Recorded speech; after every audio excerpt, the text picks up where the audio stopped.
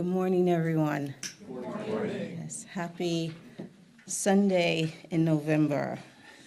It's really special. It's a special month, a month that we all come together to think about collectively what it means to be thankful. And luckily for us, we don't have to wait until the last Thursday of November to feel that way. We get to feel thankful every day. There is always something to be thankful for. And with that, I'd like to say, welcome again. Welcome all to our worship service here at Central Unitarian Church. My name is Delores Connors, and I serve as the board president. CUC is an inclusive community of all ages which embraces diversity in identity, expression, and spiritual belief. I'm going to repeat that because somehow I think that sentence sometimes can be overlooked. The seriousness of our climate, to be able to gather on a Sunday to say that we are in an inclusive community of all ages which embraces diversity in identity, expression, and spiritual belief, is a very powerful statement and something that we should take great pride in having. We gather together each Sunday in worship to find inspiration, hope, and renewal among this community of like-hearted individuals.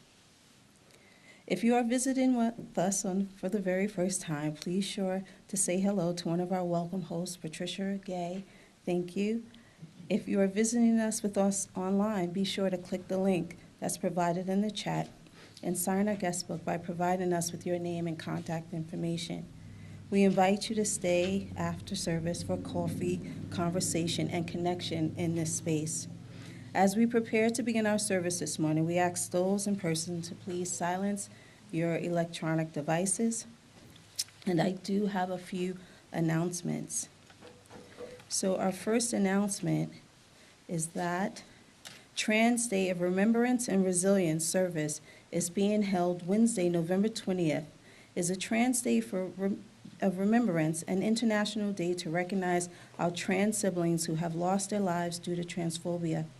In honor of this day, and in response to the hatred our trans community has faced through the election and will continue to face in the years ahead, CUC, Bergen County, LGBTQ and Alliance, Paramus PFLAG, and Westwood Pride are organizing a service on November 20th at 7 p.m. here at the clubhouse and online. In addition to recognizing those who have lives that have been impacted by hate, we will also celebrate the resilience of our trans community. An offering will be collected during the service to support the work of the Pink Haven Collective. Blue Holiday Service. Join the pastoral care team and Reverend Andre on Tuesday, December 3rd at 7 p.m. here at the clubhouse or online for our annual Blue Holiday Service. This is a holiday gathering to remember CUC members, personal friends, or family we have lost. Bring a photo or memento of a person who you loved and can share during the service. All are welcome to attend. Our pastoral care team will host a light reception following the service.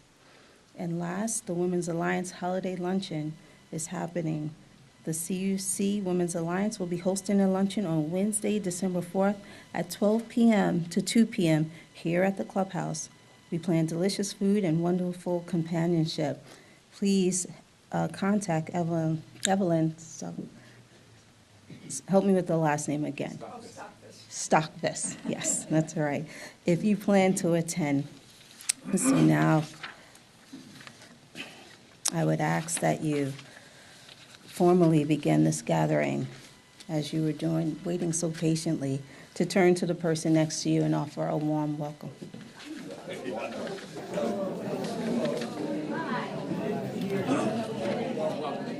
Yes, warm welcome.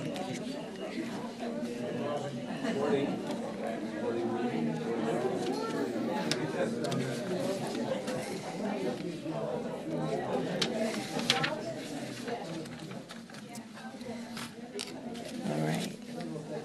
So I think we're ready. So Matt.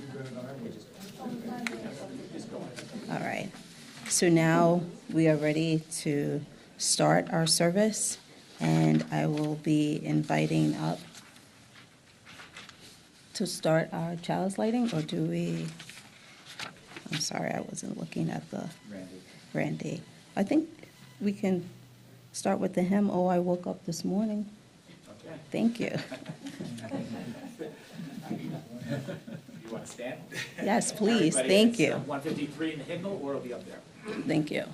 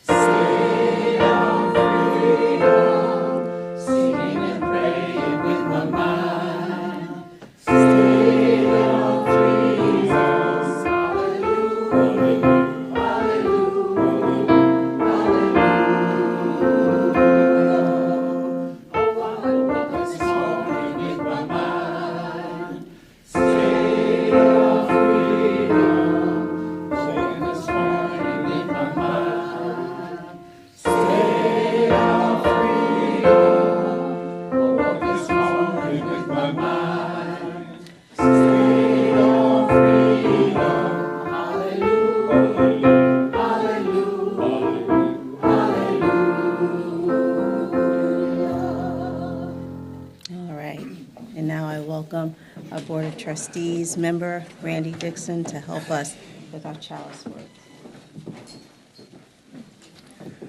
Good morning. If you can join me in the chalice lighting words in the order of service, which are based on the CUC's vision statement. We light this chalice to remind ourselves of our dreams, to nourish our heart, mind, and spirit, to work toward a better world for all of us, to embrace the whole of our human experience, to honor our past and our gifts to the present, to create a community where each of us may find healing, transformation, and hope.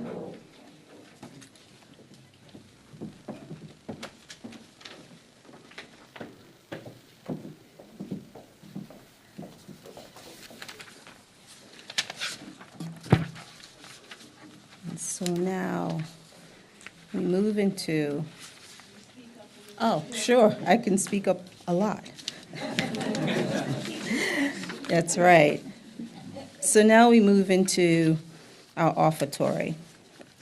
And I ask that you think about what you can give and just think about giving. So with that, I'm sorry. We dedicate, I'm sorry, I'm like looking at 4 things at the same time. We like to start. Am I missing something? Thank you. All right.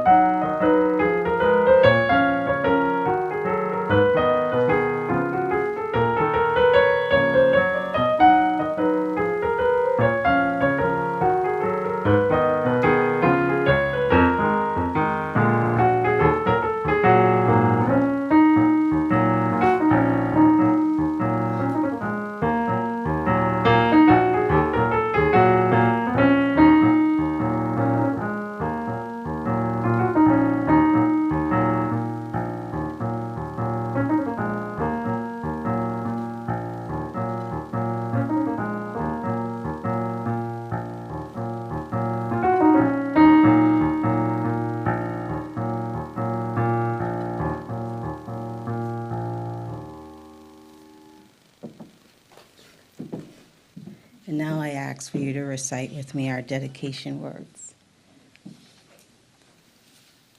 We dedicate these gifts in service of our mission to welcome all into a home of spiritual diversity that challenges us to become ourselves, to minister to one another in love, and to serve the greater community. All right. And now it's time for us to reflect. And I have a few meditation words.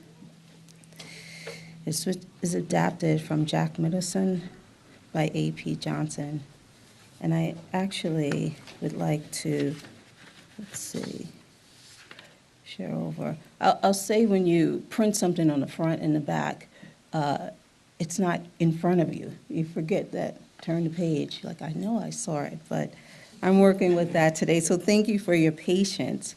But actually, I will start with the meditation, and I'll go back. We gather in the sanctuary of ancient dreams and wisdom and beauty, where we come to grow, to be healed, to stretch our mind and heart, to be challenged, to be renewed, helped in our own continuing struggles for meaning and for love, to help build a world with more justice in it, to be counted among the hopers and doers. In faces of cynicism, darkism, brutality around us and within, we seek to align ourselves with a living community that would affirm rather than despair, that would think and act rather than simply adjust or succumb. Here we invite the spirit of our humanity and the healing powers under, around, through and beyond it, to give us the nerve and grace, the toughness and sensitivity to search out the truths that frees and the life that maketh all things new.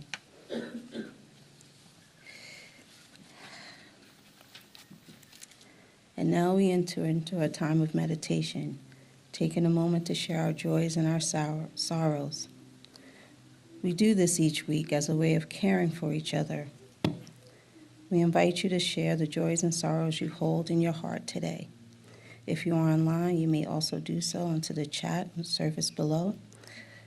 Those of you who are here in person, you may have already lit a candle and submitted a joy and sorrow, which I will read.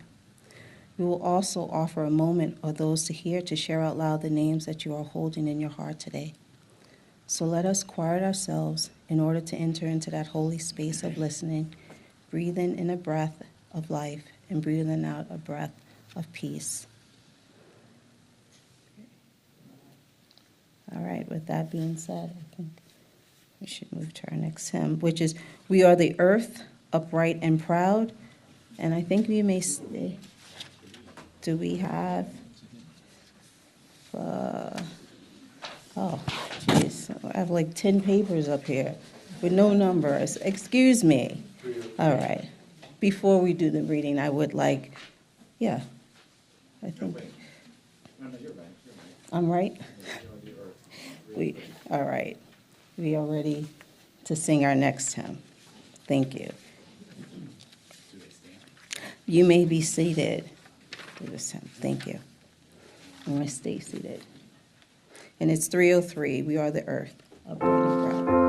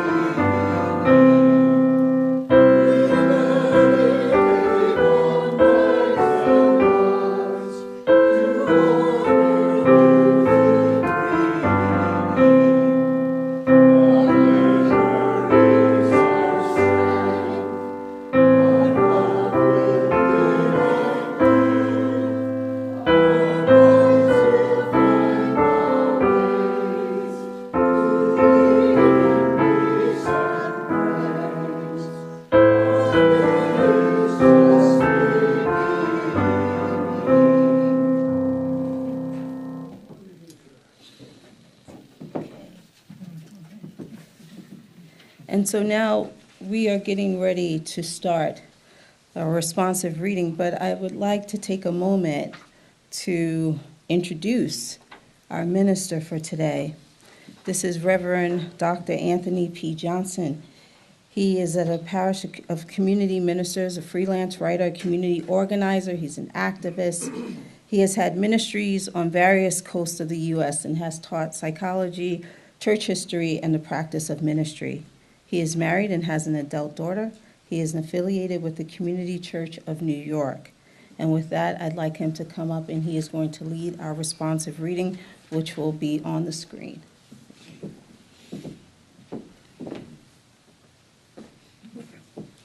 Good morning. Good morning. And thank you for welcoming me here this morning. Ooh. Oh, I think I got a chirp from the child. Hi. Hi. Hi back there. The responsive reading. We are human. We live in solidarity.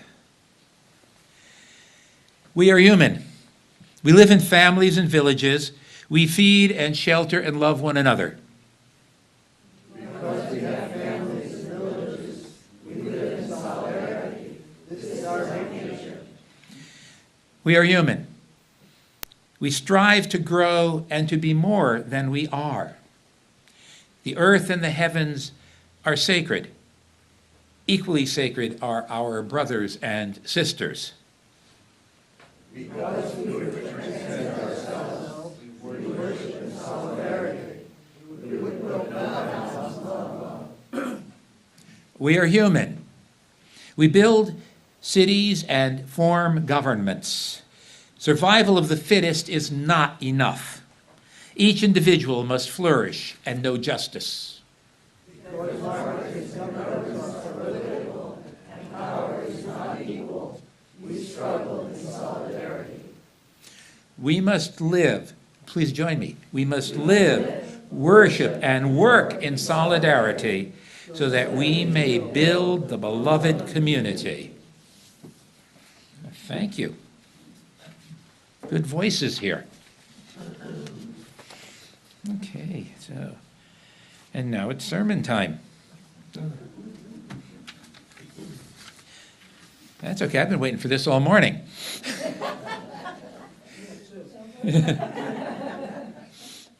I even got on the Garden State Parkway to get here. Well, I actually have my life organized pretty well so that I can do most of what I need to do without getting into a car. But that's not everything I need to do. I need to do stuff like this, so I have to get into the car, and it's okay. I've only been driving about years, since I was a teenager. So, my title and topic is The Moral Arc of the Universe. Who bends it? We bend it. In 1853, the Unitarian minister Theodore Parker preached a sermon titled Of Justice and the Conscience. He said in part, and here I quote, "Look at the facts of the world. You see a continual and progressive triumph of the right. I do not pretend to understand the moral universe. The arc is a long one. My eye reaches but little ways. I cannot calculate the curve and complete the figure by the experience of sight. I can divine it by conscience. And from what I see, it bends toward justice. Things refuse to be mismanaged long." End of the reading, the quote. Now, Martin Luther King Jr. years later echoed Parker. And for those of you who missed a history lesson, yes, Martin Luther King knew Theodore Parker's writings quite well. And he echoed Parker by saying, "The arc of the universe is long, but it bends towards justice." A decade ago, the journalist Rebecca Solnit wrote, "Sometimes Martin Luther King's arc of the moral universe that bends towards justice is so long few see its curve." reminding us that even when things are going in the right direction, they may not go fast enough for us. So what is this talk of bending the arc of the moral universe all about? Now, science tells us that the universe is impersonal and morally neutral, but conscience and history tell us more. There are different ways of knowing, and there are different kinds of truth. The truth of which I speak today is moral and metaphorical, but is just as true and just as incomplete as scientific truth. The arc of the moral universe is closer to my experience of human beings than my experience of the impersonal and neutral physical universes. But both are real and both are incomplete. Let's see what we can make of this metaphor. Now, many of us right now know that since the 1950s, the arc of history has bent toward justice. Not every minute, not every day, but it has been bending. In this very present moment, it looks to those of us who are liberals or leftists that there are persons and forces trying to beat it back. So my question today is this: who bends the moral arc of the universe toward justice? And this is my simple answer. It was in the title, or the title was pointing towards it. We bend it. So what about the arc of history? What was the experience of Theodore Parker in the 1850s and Martin Luther King Jr. in the 20th century, in the 1960s, such that they could assert the hope, even the strongly held belief, that the arc of the moral universe bends towards justice? Both of these progressive preachers were, and I'll remind you this, Parker in the 1800s, King in the 1900s, both of these progressive preachers were speaking in terms and in times of racism, economic injustice, and war. Theodore Parker's sermon, from which I quoted, was an analytical sermon of ideas delivered in 1863 in an historical context. And I marvel sometimes when I read some of these sermons, because they actually took 45 minutes to an hour, even longer, to deliver, and people sat and listened through them. So not only do I marvel at these sermons, I marvel at the people in the pews in those days. Well, 4 decades before Parker's sermon, which is 1863, Haiti had become the first independent nation in the Americas that consisted of people of African ancestry. White North American radicals like Parker took note of this fact. In 1846 to 1848, there was widespread opposition to the United States' war with Mexico. And 1848 was a year of revolutions in support of democracy in Europe. In fact, when I was in high school, in history class, well, as a history class project, I read a book that was just 1848, a year of revolutions, just all the revolutions that happened in Europe, basically in 1848. Now, not all of them were successful, but evidence of the will of people to rise up against oppression was there. Between 1830 and 1860, here in the United States, the Underground Railroad carried between 40,000 and 100,000 slaves from the American South to freedom. And this was in spite of the Fugitive Slave Act passed in 1850, which was widely, though not universally, disobeyed. Between Parker's death in 1860 and King's ride to prominence not quite a century later, there was the Civil War, 1861 to 65, the Emancipation Proclamation, Reconstruction, Jim Crow, the rise of the Ku Klux Klan, and the segregation that lasted well into the 20th century and still has not completely been eliminated.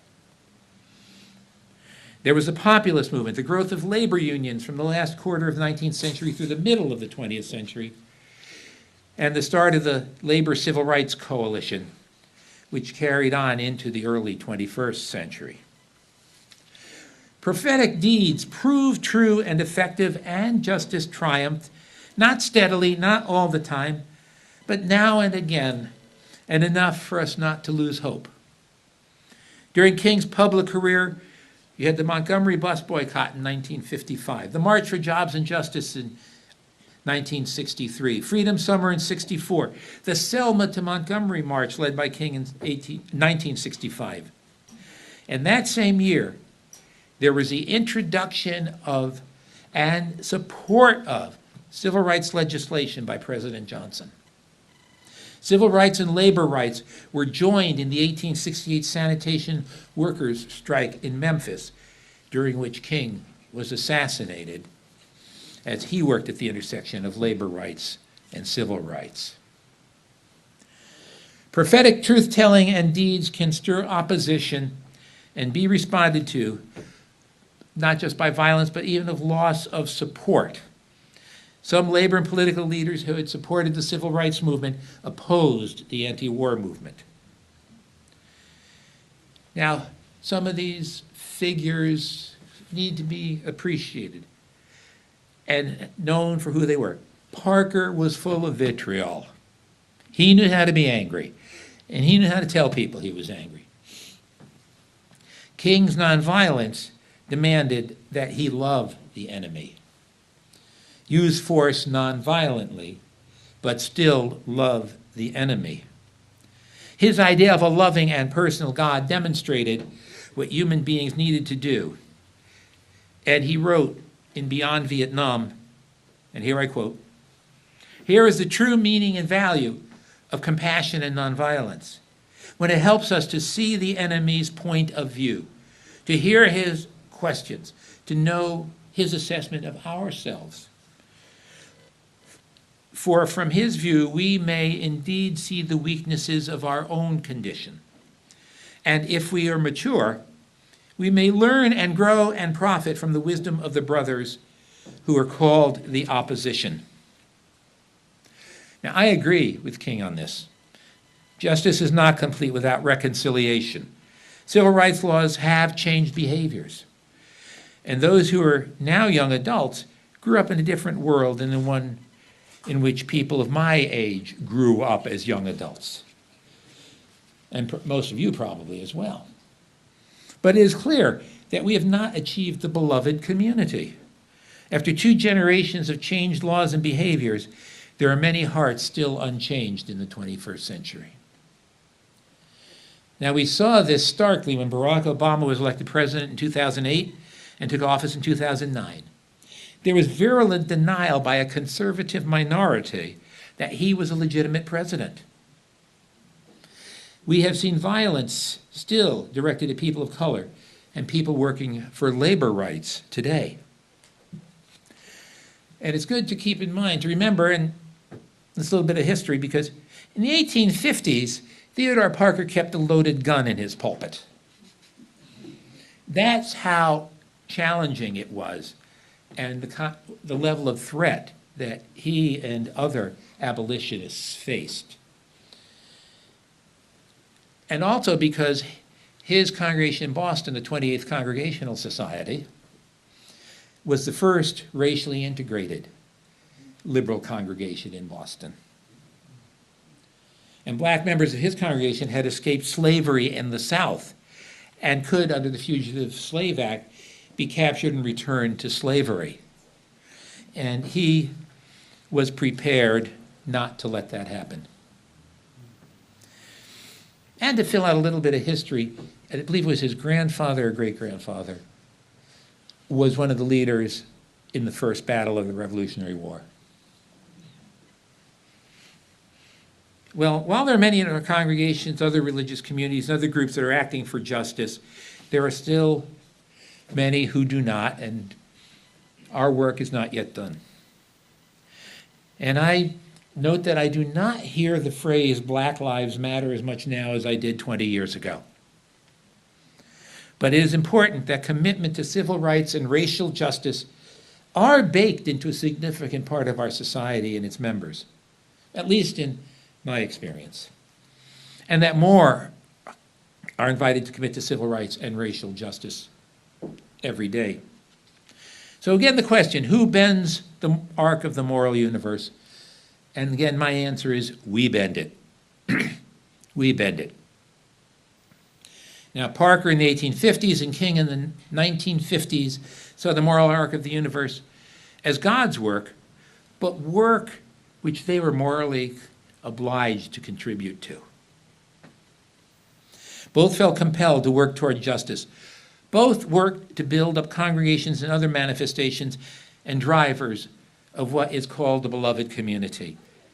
Now, a lot of people know the beloved community is a phrase that King used, but it went back to the philosopher Josiah Rice at the turn of the 20th century, 25 years ago now. The beloved community.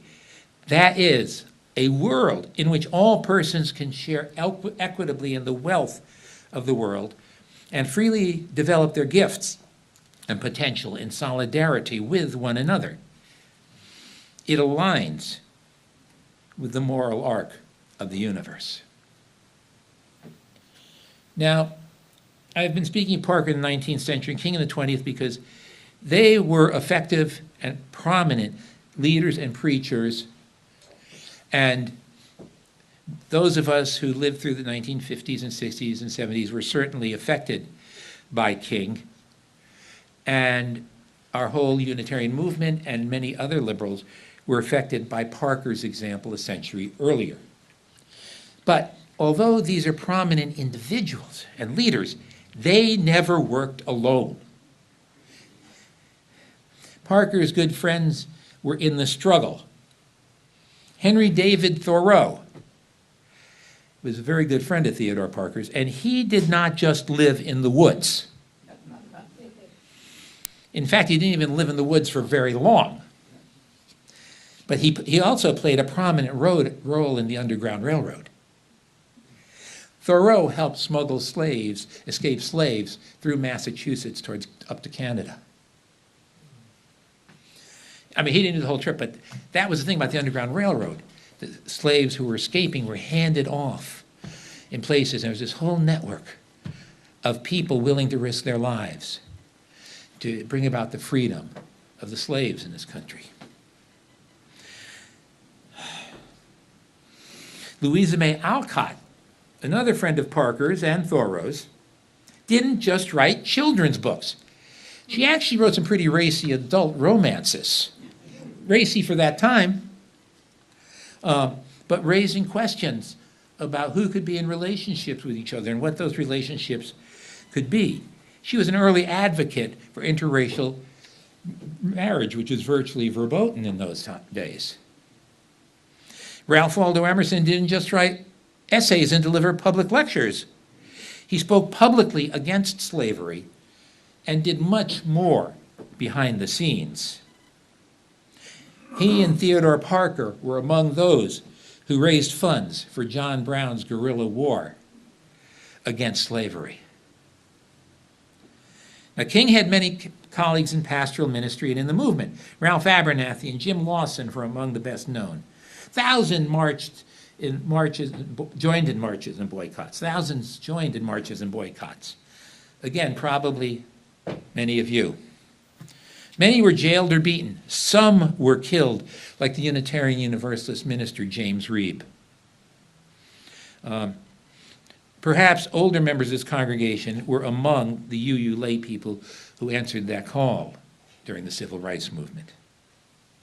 In fact, I'm willing to assert that many of you have yourselves bent the moral arc of the universe toward justice through whatever work you do, whether it's politically through civil rights and peace and education, reproductive justice and immigration reform and gender equality. And whatever it is you do in your local town or city or in your professional organizations, your church, well, this is your church, and other groups of which you may be part.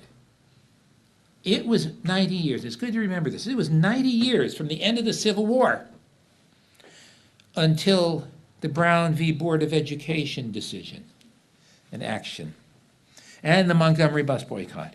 Pivotal events in the process of dismantling segregation. Well, do we have to keep bending the arc of justice, the arc of the universe? You bet we do. The journalist Rebecca Solnit, about a decade ago, wrote about the length of the arc of history. She wrote, Henry David Thoreau wrote books that not many people read when they were published. He famously said of his unsold copies, I have a library of nearly 800 volumes, over 700 of which I wrote myself. But a South African lawyer of Indian descent named Mohandas Gandhi read Thoreau on civil disobedience and found ideas that helped him fight discrimination first in Africa and then to liberate his own country from British rule.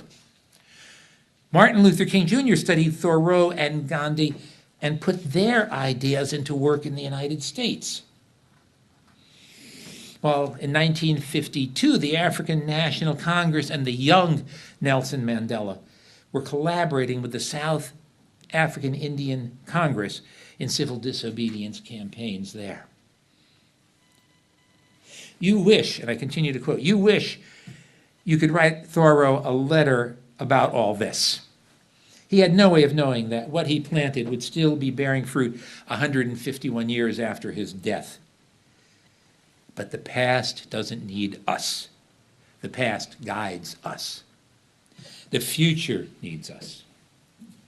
End of quote. So bending the moral arc of the universe, and I hope this doesn't shock you, bending the moral arc of the universe is not a weekend project. It's not even a summer project. As I.F. Stone, the radical journalist who lived from 1907 to 1989, famously said, and I realize I have to tell a lot of people who I.F. Stone was, because we're going back a few years. He said that if you have taken on a problem that you can solve in your lifetime, you have not taken on a big enough problem. So that, of course, is one reason why I put Parker's and King's rhetoric in the context of history. We see that they possessed what the Unitarian Universalist minister Stephen Hole Fritchman, who was kind of a senior mentor to me when I was new in this work, what Steve Fritchman called revolutionary patience. Revolutionary patience. Isn't that a great phrase? Yes, we're going to have a revolution, but we got to be patient if we're going to succeed. Black Lives Matter began about 20 years ago, and it is still bending the arc of the moral universe, even though we don't talk about it so much or use the phrase so much. Movements seem to appear and subside, but the people keep working. Now, I personally continue to work through local community organizing to address these issues.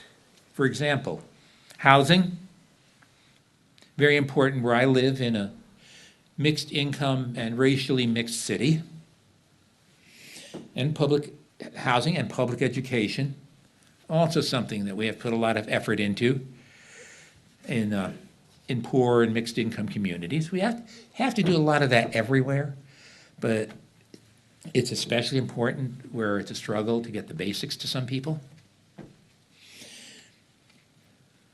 So sometimes, in fact, I was at a meeting last night where a lot of this was under discussion. Yeah, what do you do, when you're an activist on a Saturday night? You go to a meeting. Fortunately, it was in an art gallery. So we got to look at some pretty things on the wall in between conversations. Well, sometimes we feel that rush of history moving forward into the future. And sometimes it gets ahead of us and we want to get caught up with it, and sometimes we're moving right with it. And we have moved forward through the rush of history during my lifetime and during yours, in terms of civil rights, in terms of peace, in terms of public education. But sometimes it does feel as if we are being pulled backward, and there are people trying to pull us backward. And this is a feeling I carry from our recent presidential election. It seems to me that many of my fellow citizens voted to look backward and act against moving forward to greater justice. But, the arc of the moral universe is long, and it bends toward justice. And we who bend it towards justice are not going to be pulled back. We might lose some battles. We might get stuck sometimes. But the work of bending the arc of the moral universe is not just a matter of winning battles on discrete issues. It is a matter of changing hearts, our own included, and keeping our hearts strong. Living where I live, as I've mentioned, in a majority-minority city, in a racially and economically diverse metro area, that's how it is. And just because I was radicalized 50 years ago, and have worked, or maybe it was 60, how old am I, 74? Well, it started when I was in high school, actually, but and have worked for change ever since. It doesn't mean that I do not need to keep on changing and learning and being pulled forward. Striving to bend the moral arc of the universe demands more in times of failure, and it demands even more in times of success, because we can't let it slow down. So I asked those gathered here this morning, who bends the arc of the moral universe? Who bends the moral arc of the universe? And our answer is, we do. Who bends it? We do. Who bends it? We do. All right. You got it. Now we have to, after the service, we go back to doing it. But being here together, helping each other, is also doing it. So let's sing together again. It is number 151. Oh, well, you project it anyway, don't you? I wish I knew how it would feel to be free.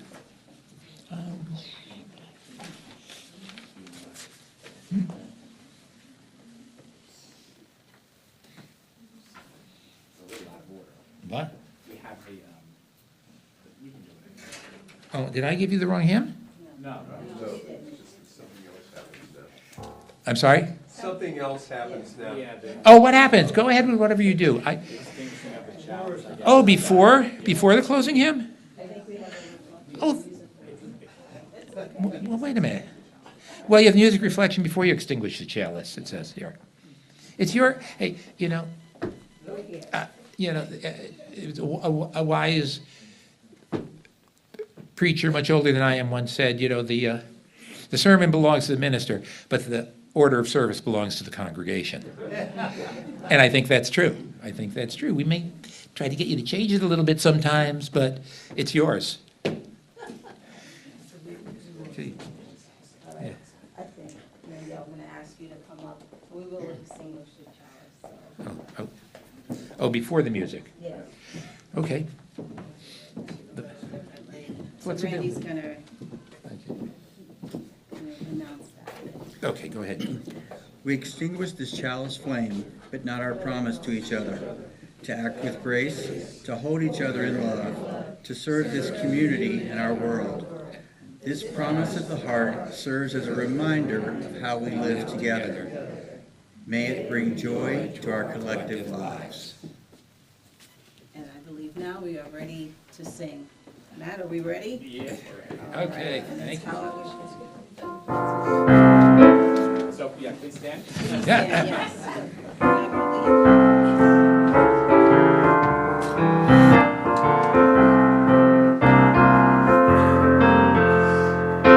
Wish I knew how it would feel to be free.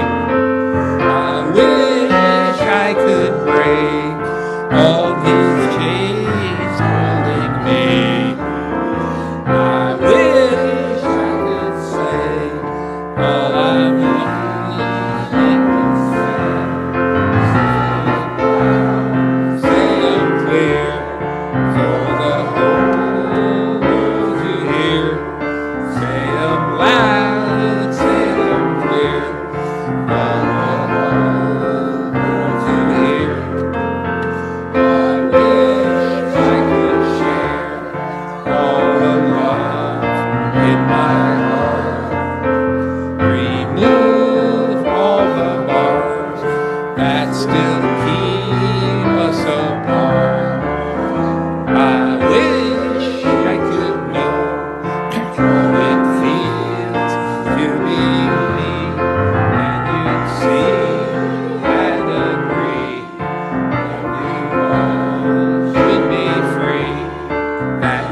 sing and agree that we all should be free.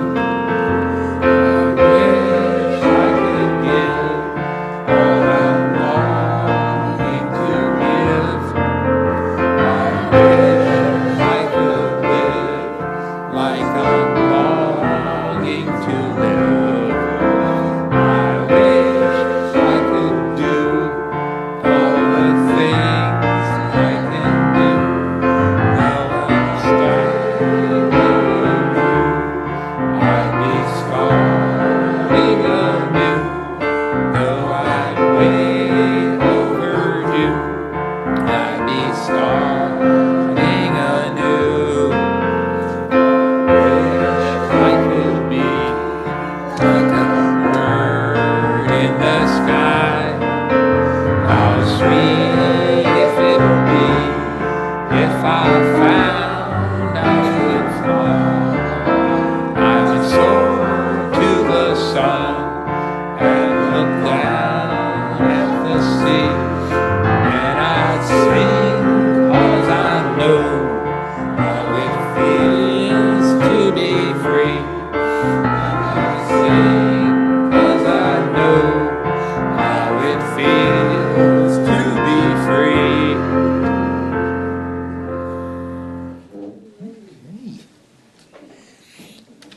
Our closing words, our benediction, come from the biblical book, the Epistle to the Philippians, the 4th chapter. Whatsoever things are true, whatsoever things are honorable, whatsoever things are just, whatsoever things are pure, whatsoever things are lovely, whatsoever things are of good report, if there be any virtue, and if there be any praise, think on these things. Amen.